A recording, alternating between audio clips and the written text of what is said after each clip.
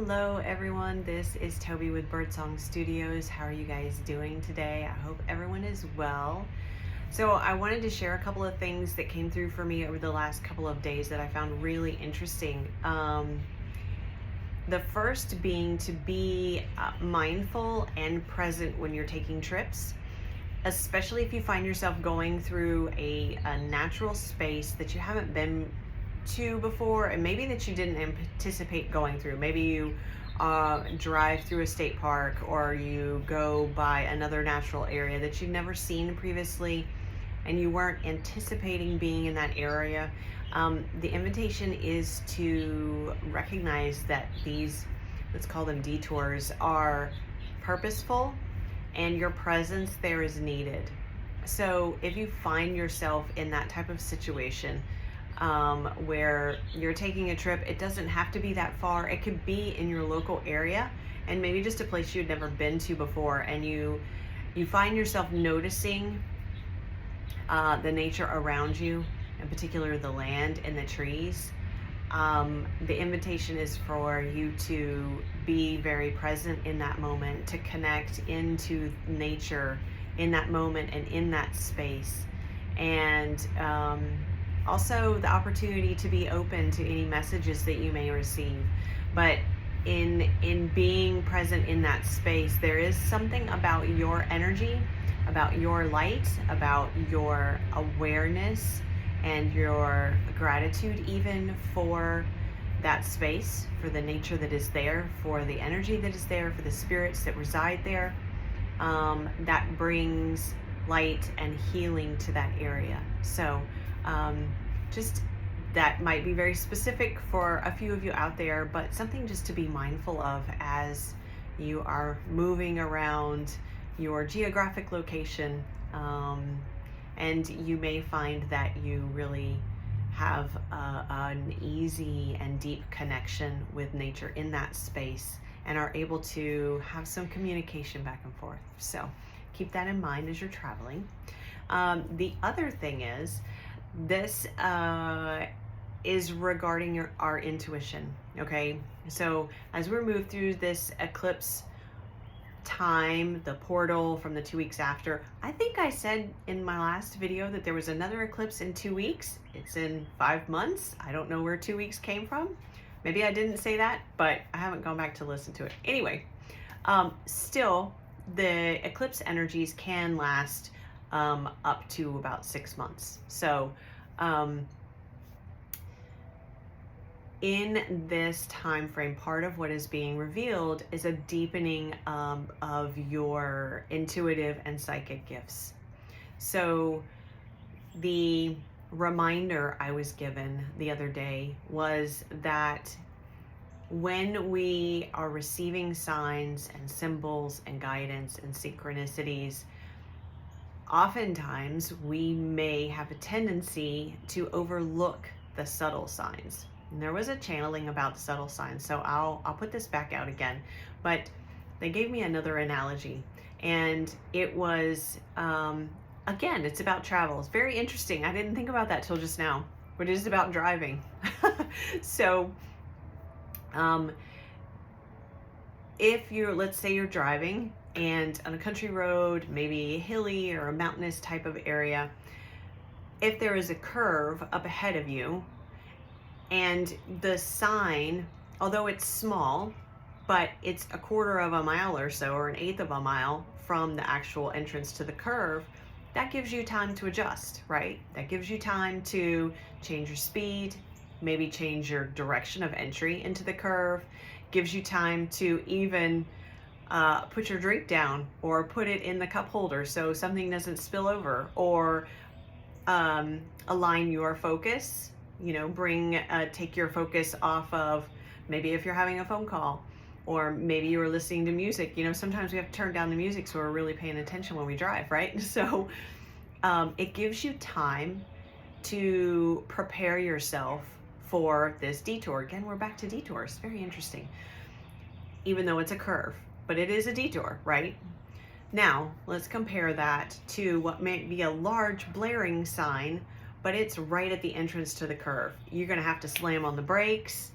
you're gonna have to like maybe grip this, you move from response to react, right? So you may be gripping the steering wheel, you may be careening through the curve, stuff might be falling around in your car, your drink might spill over, you know, if you have anything in the seat next to you, the people might be, if you've got anybody in the car with you. I'm doing the I'm acting it out for you so you can get the whole feel for it. But you know, they're leaning, you're throwing them up against the wall in a seatbelt. It's a totally different experience, right? So this is the analogy I was given for the signs that our intuition and our clairs give us. They might be very subtle in the beginning, but when we're really tuned in and we're really open to receiving those and not questioning those, but taking them for what is offered, it gives us a time to respond to the curve up ahead that they are maybe foreshadowing, that they're giving us a little bit of forewarning of. And then the other part about it, and a little bit of a tidbit about me personally, I love to drive, first of all, and I really like driving fast. And at least not when I have my child in the car, but when he's not in the car, I really like, if there's a curve I know about, right, in town or somewhere, I really like to go fast through it. It might not be a fast speed, but I really like that sensation. I love that. I probably should have been a road racer. Anyway, so the other part about that is, the reason I bring that up is because I realized just this morning, as I was thinking about and reflecting upon this message of, you know, if we're ignoring those subtle signs, it might be a little sign and it might be in the distance, you know, what it's referring to is off a ways. But if we start to prepare then and we take that information into consideration, not only will it be a smoother trip through the curve, instead of that just reaction and everybody's on edge and oh, you know, everything, it's kind of startling and kind of shocking, and that's the big sign, but it comes at the last minute. Well, it's a big sign because we've ignored the little signs building up to it, right? So then it becomes a big sign, and then we have to react instead of respond. So oftentimes that's what we react to in our intuition. So the invitation is for us to become aware of how much more specific, possibly more detailed, more the signs may seem subtle, but they are very specific. However, because they're not a blaring sign, and because it feels like it's something that might be a little bit farther off, we might not be giving it the weight and the attention that it could be helpful if we do. The other part is, and the reason why I brought up that I love to go fast through the curves, is that not only can we react, not only can we prepare to respond, but we can also then have fun with that journey, right? With that detour. We can enjoy it.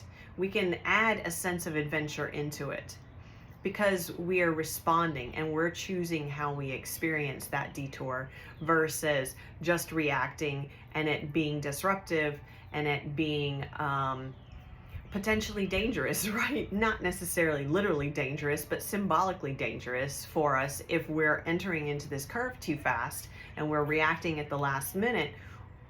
Well, there's a little bit more chance for things to kind of go left or go wrong.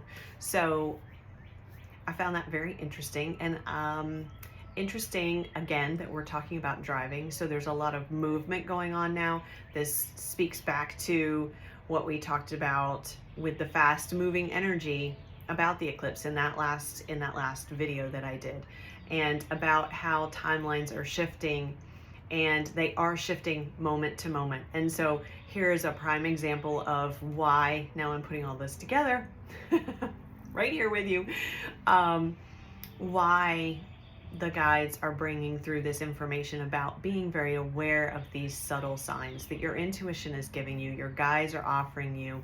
They are the synchronicities that are being offered, and to really learn to trust yourself with those and to stand strong in them as well. You may find that when you are really listening to your intuition, it might be it's very likely that it's difficult to describe to other people, right? I take that back. It may not be difficult to describe, but you may find that you don't get that you get some pushback from other people if you are given a reason for your decision to do something, or a reason, you're trying to explain to them your intuitive actions. But it is the other part of this is to stand strong in it, and to trust in yourself, to trust in that intuitive knowing, to trust in the signs that you're given. And when we do that earlier on in this journey, with each of these phases, in each situation and environment and adventure we go on, then our journey is much smoother, right? So it doesn't mean that we aren't going to have detours, but we can navigate them better, literally, and we can have some fun with it. So have fun in your detours, have fun in the journey, have fun in the curves, and let me know what you guys think. I hope this was helpful, and I will be back soon. Have a great day.